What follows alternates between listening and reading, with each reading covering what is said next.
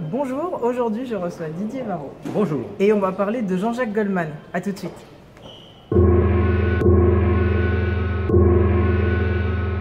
Donc ravi de vous recevoir aujourd'hui. Vous êtes ma première ITV Selfie de la saison. C'est bien. Et vous voyez que je tiens. Oui, et il tient la perche. Il tient la perche, voilà. Alors, donc, je ne suis pas très bon en cadrage, mais ça devrait pas. Regarde, ça passe là. Hein, si, très bien, très bien. Le prochain documentaire, vous allez le réaliser tout seul. Je fais tout. Voilà. Donc justement, vendredi soir à 20h50 sur France 3, on a rendez-vous avec une de vos œuvres, qui est la dernière et qui est autour de Jean-Jacques Goldman. Voilà. On adore Jean-Jacques Goldman. Personnage préféré des Français depuis toujours. On regrette son départ des Enfoirés. Et en tout cas, vous l'avez fait revivre à travers ce documentaire génial. Vous ne l'avez pas fait tout seul, vous l'avez fait avec Monsieur Maupied. Voilà, comme toujours. C'est mon camarade de voilà. jeu. Et il y a une écriture différente. À quoi c'est dû? Il y a une écriture différente dès le début du documentaire. Il y a quelque chose je sais pas, d'extrêmement dynamique. Il y a une volonté de vous être mis en scène, vous, pour la première fois. C'est la première fois, oui, parce que j'ai toujours été en off dans tous les documentaires où vraiment si on m'apercevait, c'était en pré-générique pour montrer le dispositif. Et là, effectivement, Nicolas Maupied a souhaité, vu l'importance du sujet, que je sois incarné dans le documentaire. Donc voilà, donc c'est vrai qu'en termes d'écriture, ça change pas mal de choses. Ce qui change aussi, c'est qu'on n'a pas Goldman. Et donc, il fallait faire avec cette jolie contrainte. Exactement. On va dire que c'était quand même une jolie contrainte. Oui. Et donc, l'idée, c'était de pouvoir, comment dire, incarner sa parole, puisque j'ai eu la chance de beaucoup l'interviewer entre 81 et 95 à peu près, jusqu'en 2004. Et de rester sur lui. Il n'y a pas d'invité, il n'y a pas d'experts. Normalement, les documentaires, il y a toujours des artistes, des gens qui ont travaillé, qui ont connu la personnalité et le sujet. Là, on a décidé de revenir à la parole de Jean-Jacques. Tout ce qu'il avait pu dire à la radio, à la télévision et en presse, notamment dans les interviews que j'ai pu faire, et que je me permets de restituer aux téléspectateurs en relisant des extraits de ces interviews. Pour rester auprès de Goldman, l'artiste, l'auteur, compositeur, interprète. D'où le titre, Jean-Jacques Goldman, de l'intérieur. Oui, parce que du coup... Vous aviez envie de le faire découvrir, tel qu'on le connaît peut-être pas. C'est-à-dire qu'on connaît évidemment tous bien ses chansons. C'est vrai que c'est un artiste qu'on entend tous les jours à la radio, encore comme s'il était en activité. Mais c'est vrai que l'idée, c'était de passer au-delà du cliché au maintenant. Patron de la chanson française, Pygmalion imparable, voilà, et d'essayer de revenir à l'essence même de ce qui fait que c'est une des personnalités préférées des Français et qu'on continue à chanter ses chansons. Je ne trompe pas trop là? Non, ça va. Non, ça va. D'accord. On comprend, exactement, David Véronique de 2017. On comprend à travers le documentaire et le rapport qu'il a à la politique, que c'est en effet quelqu'un d'extrêmement concerné, on s'en est rendu compte dans ses chansons, mais à travers votre décryptage, on voit exactement que les chansons ne sont jamais là par hasard. Voilà, c'est quelqu'un qui a été témoin de son temps, une sorte de chroniqueur de la marche du monde et qui en même temps a beaucoup parlé de lui aussi à travers ses chansons. Il montre un don d'observation absolument hallucinant et surtout la colonne vertébrale du film, c'est d'essayer de dessiner la cohérence intellectuelle, la structure intellectuelle de ce chanteur, parce que tout le monde dit ouais, c'est un mec pas comme les autres, effectivement, il n'a pas joué le jeu du show business, il n'a pas pris tous les codes pour devenir célèbre, ce qui est vrai, mais en retournant aux chansons et en retournant à ce qui fait, voilà, c'est bon là, très bien, ce qui fait effectivement le sel de sa création, on s'aperçoit effectivement que Goldman a une structure intellectuelle très charpentée. D'ailleurs, le documentaire démarre par une image en noir et blanc complètement frappante. Il est très jeune à ce moment-là et il parle de la célébrité, du rapport à la célébrité. Il dit qu'une fois qu'on n'est plus vraiment sur le devant de la scène, qu'est-ce qu'on fait de cette célébrité qu'on a encaissée? Et au bout d'un moment, presque à la fin du film, vous parlez de maturité et j'ai eu le sentiment qu'en fait, cette maturité, il l'a toujours eu. Oui, c'est ça. C'est quelqu'un qui a en fait considéré que être artiste, c'était un plaisir et une nécessité impérieuse, mais que ce n'était pas la seule nécessité dans la vie. C'est-à-dire qu'il dit, pendant les 30 premières années de ma vie, j'ai vécu une vie normale dans l'anonymat, avec des gens absolument normaux et dans l'anonymat. Aujourd'hui, je vis une vie extraordinaire, mais j'essaye de garder cette normalité. Et je considère que demain, je peux avoir une troisième vie qui ressemble à la première et qui se nourrisse de la deuxième. Et c'est ce qui s'est passé en fait. Je trouve assez génial d'avoir aujourd'hui à 20h50 un documentaire qui parle ainsi de la célébrité alors qu'on connaît l'avènement de la télé-réalité et qu'aujourd'hui la célébrité ne veut plus rien dire et que lui ne veut rien de gratuit. Il a toujours eu un rapport à son public où il ne voulait pas être un imposteur.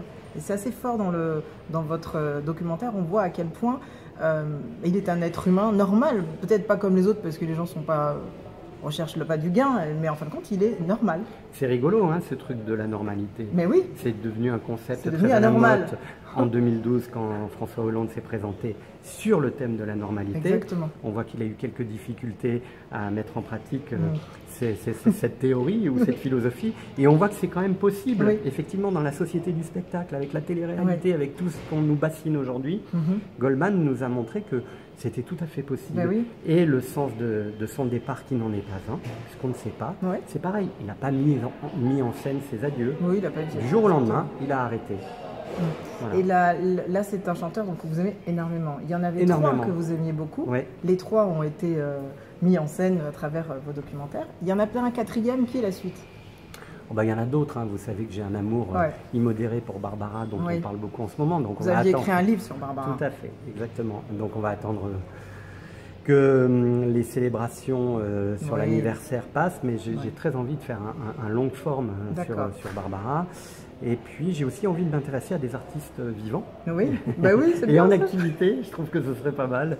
Et oui, donc, parce que Goldman est vivant, mais bon. Je ne sais pas si je peux vous dire, parce que la dernière fois, c'est à vous que j'ai révélé que je faisais le Goldman. Vous étiez la première. Et voilà, si je vous le dis alors. Alors voilà, je vais essayer de m'intéresser à Florent Pagny. Ah, c'est très bien ça. Parce qu'on l'a découvert, alors on le connaît depuis longtemps, notre génération, mais The Voice a permis vraiment à toutes les générations de découvrir ce coach qui est un artiste incroyable. Oui, mais c'est un peu pas le thème de ce documentaire, mais en tout cas c'est sur l'idée que la transmission par le chant est imparable pour structurer la société. Et Pagny, c'est un mec qui a toujours eu ce truc-là du savoir chanter. Il a chanté savoir aimer. Et moi je vais essayer de voir pourquoi... ce savoir chanter est important aussi dans la société. Et puis c'est quelqu'un qui a eu des plaies, des bosses. Il a quand même tous les ingrédients d'une vie assez romanesque. Et une parole tellement libre. Et une parole libre, surtout ça. Génial, ça. Donc ça, c'est intéressant d'avoir un sujet avec une parole sans tabou. Exactement, et vous l'aurez, parce que parfois Renaud et Goldman n'étaient pas présents dans les documentaires, et là, il sera là. Il sera là. Bon, ben là, c'est parfait. Vous êtes aussi à la tête d'une émission tous les vendredis soirs sur France Inter qui s'appelle Full Sentimental. Ici, dans cette Exactement, maison. Nous y sommes, regardez. Voilà. Ça se passe au 6e étage aussi. En direct, tous les vendredis soirs, avec des artistes de générations différentes qui se rencontrent, qui se parlent. Il y a des lives improvisés, des lives préparés. C'est un moment de plaisir partagé et de dialogue entre des générations différentes. C'était très émouvant. La première de Full Sentimental, là, on a eu Solar qui rencontrait Laurent Voulzy, qui lui-même rencontrait l'homme pâle, jeune rappeur, qui était émerveillé de rencontrer MC Solar. Et puis c'est une pouponnière, cette émission, voilà, puisque j'ai mis en place un système de résidence où des très jeunes artistes viennent 4 semaines de suite occuper le terrain, s'installent dans l'émission, font des lives, ils rencontrent d'autres artistes. Et on a eu Juliette Armanet, Fishback, Teamed Up, là c'est l'homme pâle. Et à partir de demain soir, c'est Eddie de Pretto. Retenez bien son nom. D'accord, Eddie de Pretto. Eddie de Pretto qui va occuper la place pendant un mois, il va s'installer. D'accord. Vous retournez du coup à vos premières amours, vous n'avez jamais arrêté l'antenne, vous aviez un poste de responsable jusqu'à l'an passé, et cette année, cette saison, vous n'êtes plus à ce poste, vous préférez, c'est votre choix, vous préférez vous consacrer à l'antenne? Bah oui, j'ai eu la chance de pouvoir être entendu par Laurence Bloch, la directrice de France Inter, qui a accepté après 4 années où j'ai effectivement beaucoup donné à ce poste, parce que c'est énormément de responsabilité. La direction de la musique, c'est pas simplement la playlist, c'est pas simplement choisir des titres, c'est aussi une cohérence, apporter une cohérence. Imaginer des événements, travailler sur des partenariats culturels, travailler sur le développement de l'identité musicale de la chaîne, c'est aussi gérer des équipes, donc c'est un autre travail. J'ai adoré faire ça.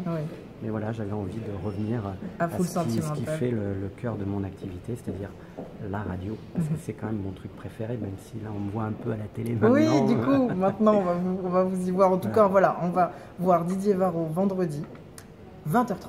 20h55. 20h55, c'est vrai que moi je reste en 20h30, bah oui. comme si on était au RTF.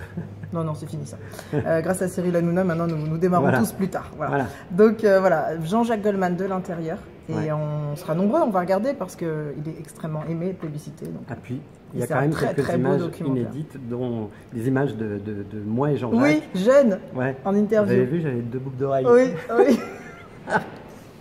Et moi, côté Axel Bauer. Bon, parfait. Donc, on vous dit à très bientôt sur La Rive Média. Merci. Au revoir. Ciao.